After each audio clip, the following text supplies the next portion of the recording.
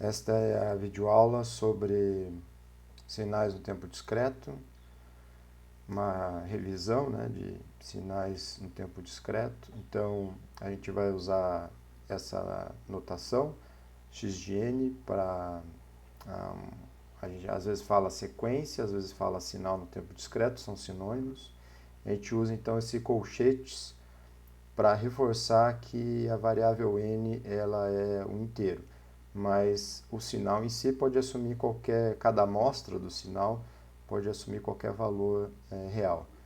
Então, alguns exemplos, né, de representação, a gente pode representar com uma descrição do tipo função, que a gente descreve cada amostra do sinal através de uma expressão. A gente pode usar uma descrição tabular, onde a gente vai listando então os índices do sinal, que é esse n, né? E cada uma dos valores do sinal correspondentes a cada um dos índices do sinal. Podemos também usar essa notação de sequência, onde a gente vai listando cada amostra do sinal, e é usado essa seta, então, embaixo da amostra para qual o n é igual a zero. Então, aqui nesse caso, x de 0 é igual a 1. E a maneira gráfica, onde a gente pode, então, ir colocando cada uma das amostras. Como o sinal é no tempo discreto, a gente vai usar esse tipo de gráfico aqui, que são essas barras, né? Para, de novo, reforçar que não existe, o sinal não é definido para valores de n que não sejam inteiros. Então, os sinais elementares, né? O sinal do impulso discreto, primeiro sinal elementar, que é representado pelo delta. O delta é igual a 1 para n igual a 0 e 0 para qualquer outro n, né? Então, aqui a representação gráfica do impulso unitário, discreto, e o degrau unitário, discreto, é definido, então, pela função, de maneira com função dessa maneira, e da maneira gráfica. Então, para n maior ou igual a 0 é 1, para n menor do que 0 é 0. Senoide discreta, então a gente vai usar essa representação. A gente usa A, que seria a amplitude, ômega 0 é a frequência e φ a fase. Mais tarde a gente vai definir bem o que significa essa frequência, mas por enquanto o que é importante saber é que o n, de novo, é o índice, né? Ele é um inteiro, e a amplitude, a frequência e a fase pode ser qualquer número real. E aqui está então um exemplo de uma senoide discreta. Outros sinais também importantes, exponencial real, então seria o A maiúsculo de amplitude e o A minúsculo que tem a ver com a taxa de decaimento dessa exponencial. Aqui a gente tem um exemplo onde o A está entre 0 e 1. E aqui tem um exemplo onde o A é negativo, então como ele está elevado a n, né? Para n positivo a gente tem uma amostra par, para n par a gente tem uma amostra positiva, e para n ímpar a gente tem uma amostra negativa. Exponencial complexa é quando daí o x vai ser um sinal complexo. De novo, a amplitude e a frequência são números reais, e aqui a gente então tem o sinal, né? Cada amostra do sinal é um número complexo, dado aqui por essa expressão que é a fórmula de Euler. O que é uma sequência periódica, ou um sinal no tempo discreto periódico? A gente usa a sequência porque é mais curto, né? Em vez de falar sinal no tempo discreto, é costume usar o termo sequência. Então, ela é periódica se, para um determinado instante de tempo, x igual a n mais n maiúsculo, a gente tem o mesmo valor que x de n, isso para todo o n minúsculo, né? Então, n maiúsculo seria o período dessa sequência periódica. Então, um exemplo de uma sequência periódica é, por exemplo, uma senoide, né, discreta. Quando que isso vai acontecer? Quando a gente então achar que x de n mais n é igual a x de n. Para isso acontecer, a gente sabe que o cosseno ele é periódico em 2π, Então a gente precisa que esse termo aqui seja múltiplo de 2π. Então, múltiplo, obviamente, esse k é inteiro, mas daqui a gente consegue observar que uma senoide periódica, uma senoide só vai ser periódica, isso no tempo discreto, se a sua frequência então múltiplo racional de 2π. Caso isso não ocorra, caso essa frequência ω0 não seja múltiplo racional de 2π, nunca a gente vai ter a amostra com o mesmo valor de x de nzinho mais nzão, nunca vai ter o mesmo valor de x de n. Ela chega muito próxima, mas porque cosseno é uma função contínua, se a gente não respeitar que justamente o ω0 seja então múltiplo racional de 2π, isso não ocorre. Então, outras características e propriedades do sinal, a gente pode calcular, por exemplo, a energia de uma sequência, onde a gente soma o valor absoluto da sequência ao quadrado, a potência de uma sequência, a gente então soma os valores absolutos ao quadrado, mais divide pelo comprimento da sequência, então aqui é o comprimento dessa sequência, e faz com que o limite desse comprimento, onde a gente está avaliando a sequência, tenda para infinito. Então, essas duas características de sinais, energia e potência, elas se aplicam a diferentes tipos de duração de sequência. Então, uma sequência de duração finita, ela vai ter energia finita, porém potência igual a zero. Então, a gente entende que uma sequência tem duração finita se para alguns valores de n ele é diferente de zero, e fora desse suporte, que é como a gente chama, ele é zero. Então, se a gente vai fazer com que L vá para o infinito, esse somatório, e depois dividir para um número aqui que tende ao infinito, acaba que a potência é zero e a energia é finita. Já uma sequência infinita, quer dizer, ela tem infinitas amostras diferentes de zero, na hora que a gente for somar a energia, isso aqui esse somatório vai explodir, então ela tem energia infinita, porém a potência é finita, que seria uma espécie de uma densidade, Então a gente pode encarar a potência assim como se fosse uma densidade de energia, se a sequência então for infinita e periódica, pode-se calcular a sua potência em um período. Esse é um caso especial, já que ela é periódica, ela vai se repetir, a gente pode então não precisa fazer o L tendendo a infinito, a gente pode se restringir apenas um período. Então, também isso é uma rápida revisão, Operações com sinais, adição, subtração, multiplicação, divisão e escala, de um sinal, isso são coisas já sabidas aí por exemplo, o curso de sinais e sistemas, e algumas operações aqui com sinal, por exemplo, o sinal original é esse, a reversão temporal causa então esse espelhamento em relação ao zero, deslocamento, aqui foi deslocado, por exemplo, o sinal de 3 amostras e outras aí, operações possíveis com sinal.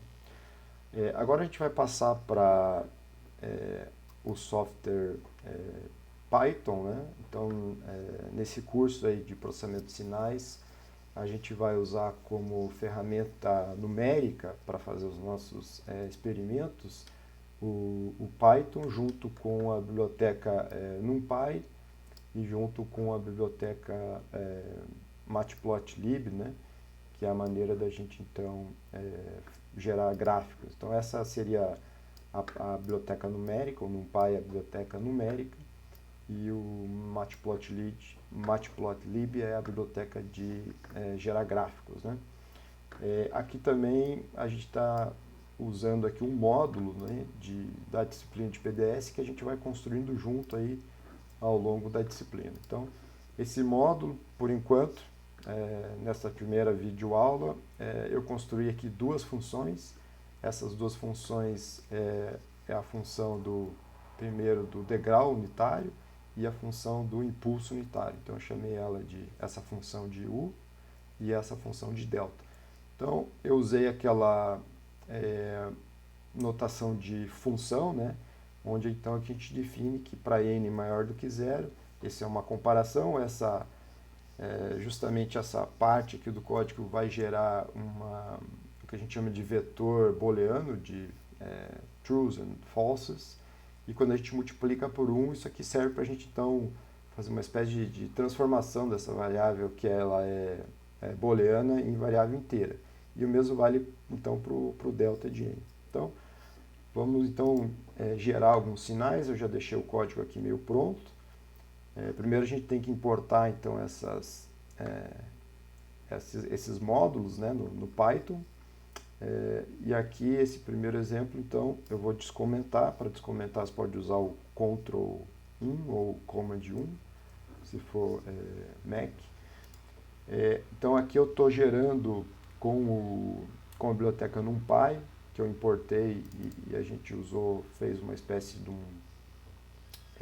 um apelido dela, né? Então a gente importa a biblioteca, mas a gente pode usar esse snp para dar um apelido, para ela ficar mais curto de digitar, por exemplo. Então essa função arange, ela gera então um vetor, né, ou uma sequência n, que vão ser os nossos índices, que começam então em -4 e vai até 9 aqui, né? Então essa é a lógica do Python. E depois eu gero então esse sinal x a partir do módulo, né? Dentro do módulo PDS a gente tem essa função delta, que seria o nosso impulso unitário discreto. Então depois a gente chama essa função plt.stem com o vetor n e o vetor x para plotar o nosso degrau unitário. Então, executando isso, dando o F5, a gente tem então esse gráfico aqui que aparece aqui nessa janela de console, né, que é onde a gente pode também, semelhante ao MATLAB, digitar comandos e obter aqui os prints, por exemplo, as saídas do nosso código. Eu acabei não falando, mas eu estou usando aqui um editor, um IDE, né, que seria esse editor junto com um ambiente de desenvolvimento chamado Spider, está aqui nessa janela acima. O Spider ele vem junto com uma distribuição do Python chamada Anaconda, que para essa disciplina de PDS, como a gente vai usar o Python, eu sugiro todo mundo então instalar o Anaconda. Eu coloco depois aqui na descrição do vídeo o link para vocês baixarem essa distribuição Anaconda para poder então repetir aí esses experimentos aqui esses iniciais, depois ao longo de toda a disciplina. Então está aqui o degrau unitário. Eu vou agora comentar essa linha aqui e vamos gerar então essa segunda linha, que seria o degrau unitário. Então descomentei, dei um F5 para rodar novamente. Então aparece então aqui o gráfico do nosso degrau unitário. Aqui a abordagem foi um pouquinho diferente. Eu simplesmente, como o PDS.u é uma função dentro do nosso módulo, eu falei que o x digamos assim, equivalente, mais ou menos equivalente na linguagem C, de um ponteiro de função, né? Então, a partir de agora, o x é a função u, então a gente usa essa outra notação, onde eu tenho que chamar aqui, então, dentro do stem, n e x de n. Aqui o x era um vetor com as amostras, aqui o x é uma função, então eu tenho que chamar com o x de n. Só quis usar essa outra maneira aqui de plotar esse gráfico para vocês terem uma outra maneira aí de realizar depois os experimentos no Python. Vou comentar essas linhas agora e vou descomentar essas próximas linhas aqui. Essas próximas linhas então a geração de uma senoide discreta. Então aqui o intervalo aqui, ou o suporte, né, eu coloquei diferente, começa em 0 e acaba em 30. A frequência dessa senoide é π/10, a gente tem que colocar sempre esse NP aqui, que é da biblioteca numérica, né, do NumPy. Coloquei uma fase aqui de -π/3, aqui a gente gera o sinal, poderia ter colocado também uma amplitude, né, acabei não colocando, mas vou colocar aqui agora, ó, uma amplitude de 1 para esse sinal. Então, para gerar o sinal é A vezes NP, que seria a biblioteca numérica, cosseno de ômega, não tem ômega, né? Então a gente acabou usando W, mas a gente lê ômega 0n mais φ. E finalmente, então, chama a função para plotar esse resultado. Então está aqui a nossa senoide discreta, que eu tentei fazer mais parecida possível com essa senoide discreta aqui. Depois a gente vai ver exatamente como a partir dessa senoide discreta aqui a gente consegue então formar uma expressão para gerar essa senoide discreta. A próxima videoaula vai ser sobre isso. Também aquelas exponenciais, né, agora. Vou comentar essa linha aqui, descomentar essas três. Então, as exponenciais, a gente tem, por exemplo, essa exponencial também parecida com a exponencial dos slides. O intervalo aqui, de novo, 0 a 30. Então, tem 0, e como o Azinho aqui, então é 0,9 elevado a n. Para a gente elevar um número a uma potência em Python, a gente usa, então, esses são dois sinais de multiplicação para levar um sinal a uma potência. Se a gente trocar esse 0,9, que é o Azinho lá da fórmula, por um número negativo, acontece aquilo que quando o n é par, a amplitude é positiva, e quando o n é ímpar, a amplitude é negativa. Apertando F5 aqui para executar, né, esse código, a gente tem esse resultado. E então, por último, seriam as operações com sinal, né? Então, vamos fazer algumas operações com sinal aqui. Primeiro, eu defini uma função aqui. Essa seria o equivalente em C de funções anônimas, né? Onde em Python a gente usa essa palavra reservada aqui, lambda. E aqui, então, eu usei 2 degraus unitários, com uma certa distância entre eles, subtraindo, né, para formar uma função retângulo, né? E multipliquei isso por 0,9 elevado a n, né? Então, gerando aqui um intervalo de menos 6 a 9 e plotando aqui, a gente obtém esse resultado. Esse resultado é parecido, se não idêntico, ao resultado aqui do sinal gerado. Então, retornando aqui o Spider agora, a gente poderia fazer, por exemplo, trocando esse índice n por um negativo, a gente pode fazer a reversão temporal. Então, essa reversão temporal, que é justamente o que a gente viu aqui como uma operação de reversão temporal no sinal. E a outra, né, a operação que a gente viu é um deslocamento, né? Então, vamos fazer agora, voltar aqui para o Spider, que é o nosso IDE do Python, e gerar, então, um deslocamento temporal. Lá a gente tinha, então, x de n-3.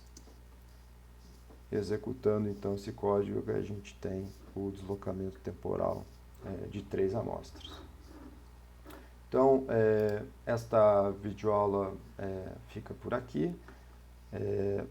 Até, então, o próximo videoaula, onde a gente vai começar a ver sistemas no tempo discreto.